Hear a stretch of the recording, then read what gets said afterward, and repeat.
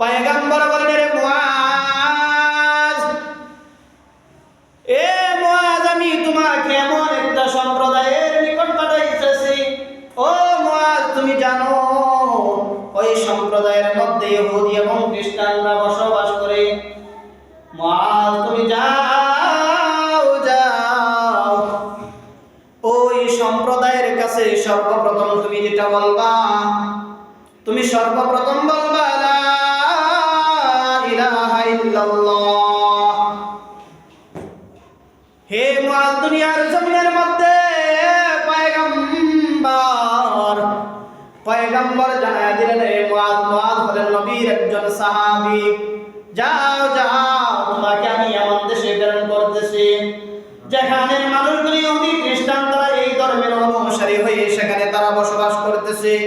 হে মুআজ, যাও, তুমি সর্বপ্রথম তাদেরকে যেই কথাটা বলবা, সর্বপ্রথম তাদেরকে বলবা, ও ইয়ামানের বাসীরা, তোমরা সর্বপ্রথম আল্লাহ তাআলার উপর ঈমান আনয়ন করো। আল্লাহ ব্যতীত সত্যকারের কোন মাবুদ নাই। তারপরে পয়গম্বর বলেন, হে মুআজ, যখন তারা তোমার এই প্রথম বাক্যটাকে মেনে নেবে, আল্লাহ ব্যতীত কোন সত্যিকারের কোন মাবুদ নাই, যখন তোমার প্রথম কথাটা মেনে নেবে, তারপরে তুমি বলবা, রে মুআজ, ও ইয়ামানের বাসীদের দল, আল্লাহ তাআলা দিনে এবং রাতে 24টি ঘন্টার মধ্যে আল্লাহ তাআলা তোমাদের উপর 5 বেলা নামাজকে ফরজ করেছেন। এক নাম্বার শর্ত হলো ঈমান আনয়ন করো।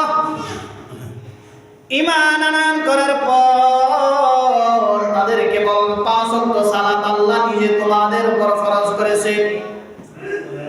যখন তারা ঈমানকে মেনে নিবে, তখন তাদের উপর সালাত ফরজ হয়ে গেল। তার মানে ইসলামের 2 নাম্বার খুঁটি হলো সালাত।